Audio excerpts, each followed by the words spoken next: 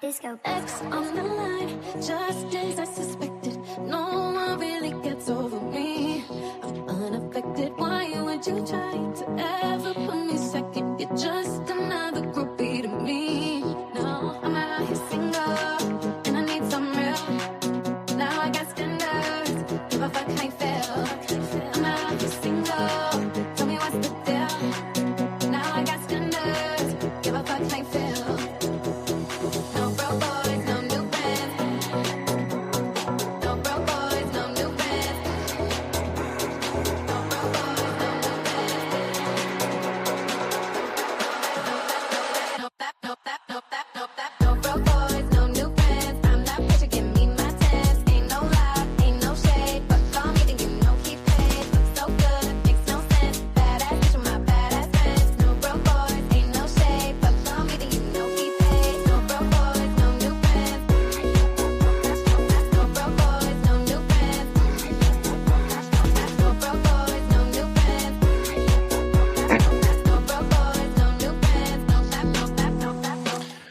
What is going on, everybody? Happy New Year. Welcome to the Betting News Network. This is your afternoon Betspresso. Happy 2026. Welcome to the second show on the network of 2026. The boys went live earlier today on Up Your Units.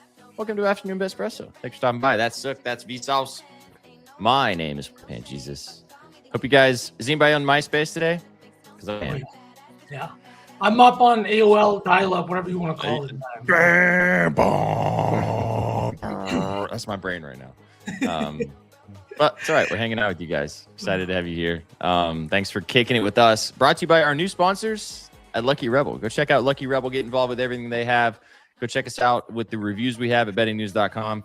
V's been getting all up in the Lucky Rebel swag. It's been pretty nice with the sportsbook aspect they got rolling over there. You want to talk about it a little bit, V? I will say, man, the interface is really nice. Being able to see the slips with the green is really nice.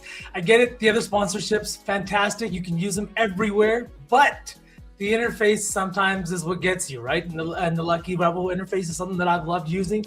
Very easy to use app, and things don't lock right at like 1 p.m. You get it up until tip off like you would on other normal books, which is really nice. And again, the odds, I will say, have been distinctly better, especially on things like touchdowns. So I'm expecting once baseball season comes back, that'll reflect in the home run bets. You're already talking about home run bets, man. I can't. Fucking disgusting. Grody. Grody. I'm hungover. Yeah. You're going to do stuff like that? I'm a yak. Chat, drop a dub if you're hungover on Christmas Eve. New Year's Day. Happy 2026. Happy New Year indeed. From M Calls. Appreciate you. Appreciate all you guys for tuning in today right here on the Betting News Network. We got some fun. Yeah, there you go, Austin. Austin knows the vibes. Hope you guys enjoyed the montage video we dropped last night at midnight. Did you guys enjoy the video? Were you surprised by any performances? I was, dude. Thorpe. Yeah. Stuck on, dude. Come on. I loved it. It's like, if you're like me, you don't have anyone to suck on. I was like, dude, I love this guy. He's just an awesome guy. He literally sent me the video and he was like, I don't know, man, do I need to do this again? And I was like, no, you definitely do not. Absolutely love to see it. Hey, what's up, Daddy D? Tell your best with Hard Rock.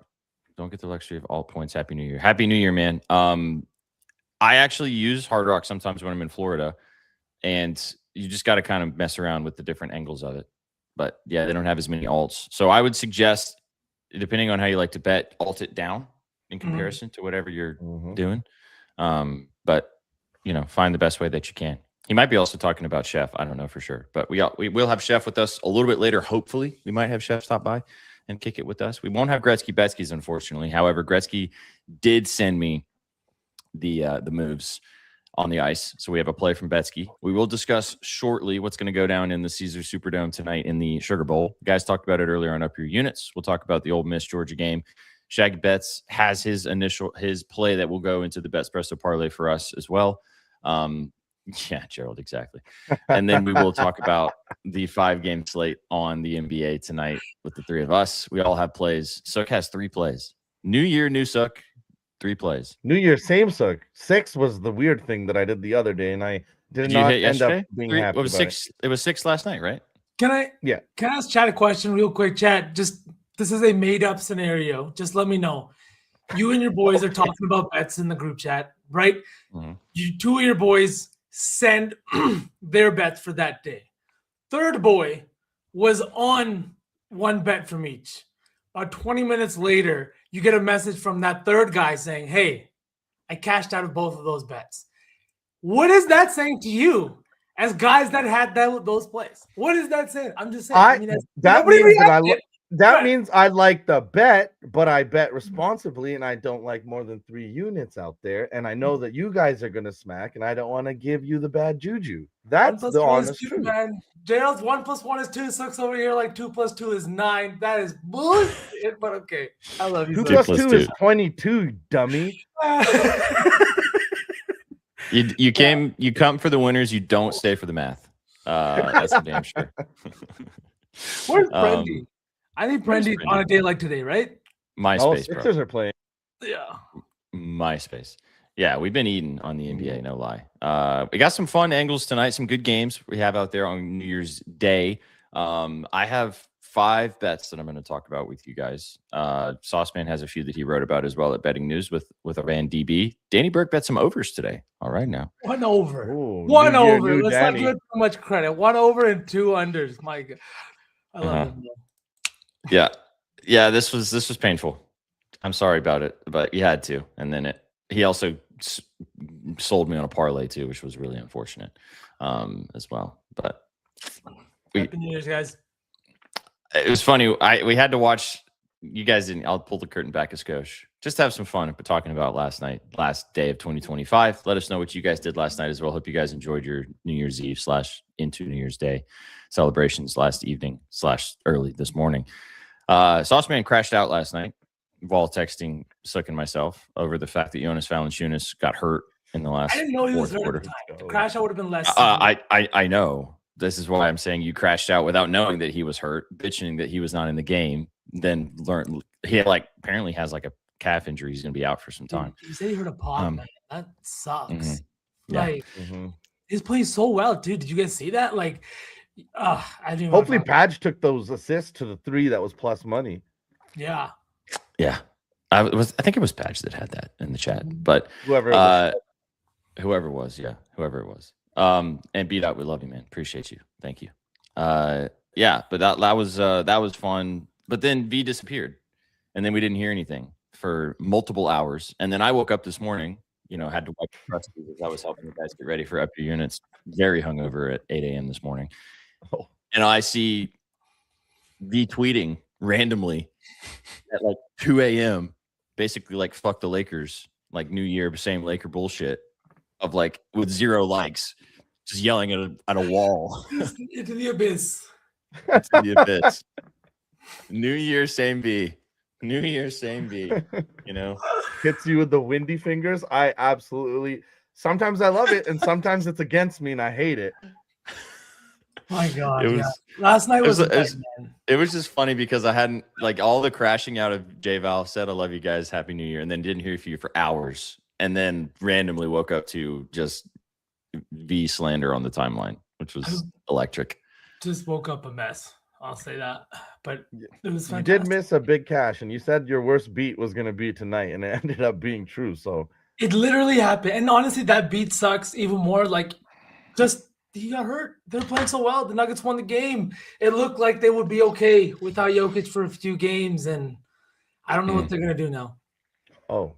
I mean, like SJ said, the on-off splits with Jokic the last few years have been hilarious. This team might be in a little bit of trouble. I mean, he is the MVP, so it's like not even. He is. This is going to be a time that really gets proven. Also, I sent you guys this. You didn't respond to me, so we'll talk about it live on here, and then we'll jump into today. Did you guys see the people? Because obviously the Thunder played the Blazers last night, and so a lot of people got, and it was on. I think it was on Prime. Or Peacock, one of the two. I didn't watch the game. I was busy doing other stuff. But I saw that a lot of people were bitching about Denny and his foul baiting and stuff like that. And Legion of Hoops, I think, which I don't know if I like that account or not. I can't decide. But they posted the video of him foul baiting. They said, like, this is like this guy. Basically, they were like, this guy getting fouls like this is the whistle on this guy, basically. And all 3 clips that they showed were fouls. Like, they were just straight up fouls. And it's like, how can you post something like that with almost 1 million impressions at this point, and then have it be that? But then if you're going to do that, like, have it be like blatant non-fouls that is just foul baiting, which he does do sometimes. I think every NBA player at this point does that. Yeah, but like Jaylen Brown does that for sure. Jaylen Brown does that. Maybe the only one that doesn't do that is Jokic, and Jokic is now injured, unfortunately. Jokic does it a lot too. You see, that boy be flailing, but they all do it. But it was like the 3 examples that got posted on the clip were like fouls by Dort. You know? Yeah. And it's like, I definitely do think Denny is a foul baiter, but I also do think Legion of Hoops is looking for interactions. You know what I mean? That's it. So you could post clips. Yeah, there's so many clips from over the last week, 2 weeks of this guy on the ground. I also don't think that you can spend that much time on the ground and consistently stay healthy. Like, look at Joel Embiid. Just it's tough to take that much contact. I will say, I'm sorry, but I had to double check this because last night when you did send it to us, I was a little intoxicated, a little sure. That's a lie. But you got a little bit of Centelled, my guy. It's Login Noops. It wasn't Legion of Hoops. Oh, well, Legion of Hoops. They were trying to legit catch some Denny fans, and they legit caught one sitting there with pancakes at Denny's ready to go. Well, the thing was, he didn't even cash me out on my RA, which I was pissed off about because he had 14. He hooked me. But I just, this whole foul baiting thing has gotten to the point where, we can talk about this, I guess. It's getting to the point where, like, you have to still understand the rules of basketball to have an opinion about this particular topic. Like, we all know hoops, so we know how to talk about this thing where it's like, because there are guys that do foul bait, like, pretty bad. Like, I still think SGA's bag is super deep, but that guy definitely foul baits. And there's a lot of it going on in the NBA nowadays. But that doesn't mean that you can't just, like, acknowledge the fact that some guys just get fucking fouled, and it's fouls. And, like, there's a middle ground here for both sides of the argument, you know? Mm-hmm. 100%. Yeah. You guys got nothing to add about this? I feel similarly towards Denny how I do shade. That's all I'm gonna say. I think they both do it. It annoys me, and Jaylen Brown is an ethical hooper. I will say, as someone that's been watching Denny since he was in Washington, there are times it annoys me a little bit that I feel like he can go up for the finish and he's looking for that contact, and then he kind of is looking at the ref. But luckily he's not like a Luka level talking to the refs at all moments. Denny's also a guy that's diving on the floor, doing all these things. But like we just said, everybody does it. Everybody does, and Denny's just doing it at a level that's like, maybe the refs will adjust in 2 months, but right now he has the trust of the refs that if he's getting bumped, he's getting the call. Do you respect Mark Daigneault? Yeah, I respect that team fully. They literally came out in the press not last the team, year. The coach. Yeah, of course. During the broadcast last night, he was gushing over, and I'm sure he's done it with some other players too, but he was saying that what Denny does is he attacks you so aggressively that he makes the fouls so like they have to be called because of his aggressive attacking nature. That's the part of it to me that I think that I just like people immediately just turn something into an argument about, oh, that guy's just foul baiting all the time. And yeah, you can show clips of any player in the NBA foul baiting at any particular moment, but you can't. But then, like, he attacks the hole so aggressively that really breaks down the defense. And of course, in those situations, you're going to get fouls called. Like, that's just how that goes. So, like, this is the part of it also where social media that's just so annoying, especially with NBA coverage, where there's a narrative about a particular player, and then that's the only thing that circulates. And then it just turns into like, okay, go ahead. The real narrative has to be that, like, it's what I'm saying. He has the trust of the refs. He has built a rapport with the referees where every time the new crew walks into a building, they're not thinking, oh, fuck, we have to deal with this guy again. This guy's going to be yelling at us all night. Luka's getting the most free throws every night. But every crew chief has to deal with this guy barking at them for all 48 minutes till we see all zeros on that clock. So I know that Denny can get off with it a little bit because he's not he's built a rapport. He's earned what he's getting with these refs. And yeah, say what you will, maybe that does get him an extra whistle here and there, but that's playing the big game. Like Chris Paul talks about this. You have to play the game within the game, and Denny seems like he's being very effective at that. His 3-point shooting is another fucking deal on its own, but we'll talk about that another day. You also talked about this last year, just look with Shea and the entire OKC team in general and how they work the referees, right? Yeah. Denny's doing it on an individual perspective, on an individual plane right now. And I think, like I said, it happens. It's part of the game within the game. It is kind of funny, though, to see OKC kind of acknowledging that their whistle changed. Draymond Green talks about this, that even though you're the champ, the next year your whistle might change a little bit, and it's very frustrating. It's really funny when you see OKC all look at each other when they get a foul, but they dropped a dude on the ground. As someone said in the chat earlier, I mean, Lou Dort sometimes just literally tackles dudes, like straight up just tackles them. And every time he shoots a three, he looks like he's fucking playing soccer. He kicks his leg out so much. The one from last week was really bad. So bad, dude. So bad. And this is also the point too. We've talked about this too. The refs are leaning into it as well. So like, it's one of those, it's like parenting. If you're going to allow it, the kid's going to do it. So, it's like, this might be a weird comparison. That's not a 1-to-1, but it's like when you're playing ball and you know that the team's about to inbound. And like, if you're a smart player, you're going to walk up to the ref and be like, I'm going to foul him if he catches it. Just letting you know. And then you see the replay back and the guy barely touches him, but the ref blew the whistle. What would you rather have? This guy smoke the shit out of him? You have to play the game within the game, work the refs. They're humans. They bring a human element, a human amount of error into the basketball game that you as an elite player have to also include in how you're playing. As a player, it happens, I think, a little more in the NBA as well, but in the NFL quite a lot too. Like, how many times do you watch it? You're watching an NFL game, and then a player like gets held, but they don't call it. Like, and then you'll see the player go over and be like, "Yo, watch this. This is happening." And then like three or four or five times later, it happens, and they throw the flag because they're paying attention to it, because they've been brought attention to the fact of, oh, this has happened. And that, I think that happens in the NBA too, where like guys will see a trend of something happening. They'll mention it to the refs, then they see it, and then they call it because they maybe weren't really paying attention to it prior to that. Because there it is, the rapport between some of these players. These like, can we stop talking about refs? Hey, dude, come on now. No, you like refs. They're adults. You treat them like adults. You get positive results. Hey, I'm not on the floor, so I don't need to work the refs whatsoever. The foul baiting stuff has annoyed me since the days of Trae Young. I get it; it's part of the game, and I don't want to complain about it anymore than I already have spent years and years. It's part of the game already. We saw Shea do it last year. He won an MVP. That's my 2 cents. My 2 cents is not positive, so it's like, you have nothing nice to say, just don't say it at all. Hey, that's a good point, but you can do what we're talking about, like some players do, or you can be like, the name escapes me, but who was the NBA player that went and grabbed the camera and handed it to the ref? Oh my god. That was insane. Like, do you think that in overtime Bev got any calls? No. Hell no.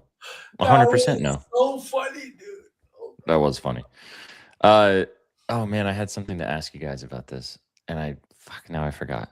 Oh, so you mentioned the MVP. So let's chat about this, and then we will talk about the college football game tonight. Let us know what's going on in the game that's happening right now between Alabama and Indy. Did you guys see the news about that? The Alabama, the game got moved. They moved the game. You didn't see this? No. All right. So it was raining. It was raining so heavily in Pasadena that they had to move the game from where it's usually played at the Rose Bowl to SoFi. Holy shit. Yeah, they moved the game, but they moved the game whilst also not allowing any fans to go. So it's literally just media members, the coaches, the players, and like I think maybe some player families, but that's it. Like none of the people that bought tickets got to go to the game. So they're going to get refunded their money, but they can't go watch the game. Crazy, really? Right? Dude, check the videos out. The videos are insane. That's a lot of downpour. Oh, I don't know. I think that the moving the game made sense, but why not just move the tickets to SoFi? Like, just let the people go to SoFi. Like, what's the logistical game on Sunday? or the Chargers. Either I one, think it's can't- probably more of a security concern of like that many people. Do you have like what if there was a difference in the amount of security guards you need because of the exits? Like there's all like these That's true. regulations with like fire regulations and police regulations. So it could be they were just like, yo, fuck this noise. Let's just move it. Rams have a game on Sunday too with Arizona, so it might be like you can't turn over the stadium that quickly between now and Sunday. Damn, that's crazy though. That's a compliment. Thanks, Real V. We are pretty creative most of the time. You hear that, V? That's the real V. I just heard that and I was like, wait, what the fuck? Is that your burner? All right. So anyway, keep us posted how that's going. I have no beans on that game, but let us know. 10-0 Indiana as we're talking, and Bama's driving according to B. We'll close out the most of the show talking hoops. We do have a play, like I said, in the NHL from Gretzky Betskis. We will cook the parlay at the end of the show. Let's hit our parlay today, boys. First one of the year. Feels like a good night to do it. I mean, I try every day, so don't put the pressure on. Pressure. I'm just telling you now, the pressure's on. So you got 40 minutes to relish in that. Wow. And Alabama fumbled. Damn. Long way to go. Man, my brain is just not functioning at high capacity today. Why? What happened last night? Nothing. Just new year. Same me. I don't know. Let's talk about this game. Ole Miss, Georgia, in the Superdome in New Orleans. The Sugar Bowl happening tonight. The guys talked about it earlier in Up Your Units. You can go peep the scribbles at bettingnews.com for some free analysis from Mr. Colby Marcio. However, I talked to Shags, as he is the OG of Betspresso. He couldn't join us, unfortunately, but I wanted to know the vibes because we don't have any analysis for you guys because none of us know college football. However, I will tell you that Ole Miss is obviously without Lane Kiffin, their coach from the entire season. Shaq said, just take Ole Miss with the points. Ooh. What? Take Ole Miss. Take Ole Miss with the points. It's 6.5 now, actually, in most places. However, he said by the point and a half to get it over the touchdown line. And the last text he sent me in association to this game was unique kind of motivation with that team. Could be dangerous. Ooh. Because everyone's kind of discounting them, right? Yeah, with the whole Lane Kiffin situation. Sure. Mm-hmm. So yeah, that is the. Do you have any thoughts, Sauce Man? I know you kind of follow college football for the cover. I was like, whoa. Wrong verb. No, man. Thoughts in this game? I'm with the narrative. Hey, like the kids deserve better. The head coach is not going to get to coach them. They had one of their best seasons of all time at that school, and Lane Kiffin's still out here like posting pictures and things like that with like yoga instructors. It's super strange. I don't know what's going on with it. Go Rebels, man. Go Rebels. As someone that's a little bit ignorant to the situation, I'm gonna have to give this a goog right after the show. Yeah, it's a good one. Maybe turn the VPN on for that one. My only thoughts on this game are actually mascot related. Why are they're the Land Sharks? That's a very, very weird thing. I know that they kind of had Ole like Miss? a controversial, they had a controversial mascot, so they moved it. Yeah, but they actually got rid of whoever the rebel guy was and went with this dude. It's very strange. That's the pretty funny thing stupid. is you hate mascots, but I think you have a weird fascination with them as well. I'm fascinated with the weirdos that are inside of those things. People that like to bring joy to other people's lives, Hook? Huh? Is that a foreign concept to you? No, I'm just kidding. The last time we put a mascot on one of our parlay graphics, it smacked. So Still got a hard time. Oh my god! When you put Benny on the fucking the saucy lay a few weeks ago, yeah, I'm just we smacked that day. I'm just saying. Did the Flames win yesterday? Sorry, off topic. They did. That was why Gator tagged that he was the Flame Whisperer. Shout out Expected Bets 4. They smacked our parlay last night as well. Let's got go. another parlay smack on the network. Let's go. I bet Betsky hated betting Flames. He did. The Flames are 15-4-1 over the last 21 years now. New Year's Eve. It's a special game. We're fueled by hatred. This is why Edmonton beat us. Then we beat Edmonton. we are a locker room full of angry guys. Yeah. Oh my god. Now how much pressure you want? You So already it's gonna felt have the a pressure. two-leg Right. parlay, and it's gonna If work the out to parlay- -150. If the parlay hits today, I will rent a mascot costume and wear it for an entire stream. SPJ, lock the fuck in. Lock the fuck in. Right. Are you serious? Yeah, I'll wear them. I'll rent it. I don't care what it costs. I won't even bill the company. I will deal with this myself because the parlay will hit. I'll use the winnings to rent this bitch. And yeah, clip it. I will be a mascot for an entire sauce team if the parlay hits today. So Do we get to choose what mascot? I'll send you guys a list of the rental places in the area, and then you guys can peruse it and let me know what you want me to be. Just like, don't make me something lame like the Celtics mascot, which is just a grown man pretending to be a leprechaun. Like, if I'm gonna do this, I want to be a land shark, something weird, something strange, like a Buckeye. Like a Buckeye. Have you seen that one? a land I have shark. not seen the Buckeye mascot. No, I do not want to. It's huge. It's like the Hey Arnold type head. It's massive, dude. Oh my god. All right. Okay, boys, lock in chat. All right, lock a in. Job to do. Yes, I was, Garrett. Indeed. There's video somewhere. Almost over $400 now. The top pot is over $400. And yes, we're going to extend the top pot into before the Super Bowl. So let's get it up to $1,000 again. Over $400. We'd love to see it. Land shark drinking a land shark. This has to happen now. This must happen. All right, lock in. Let's get it. We got a play in the Ole Miss Georgia game from Shags, which is the Rebels plus the Land Sharks. Land Shark sounds weird. Plus the points. Got something from Gretzky Betskis. We do not have a Betsky bouncing on a trampoline appearance today, unfortunately.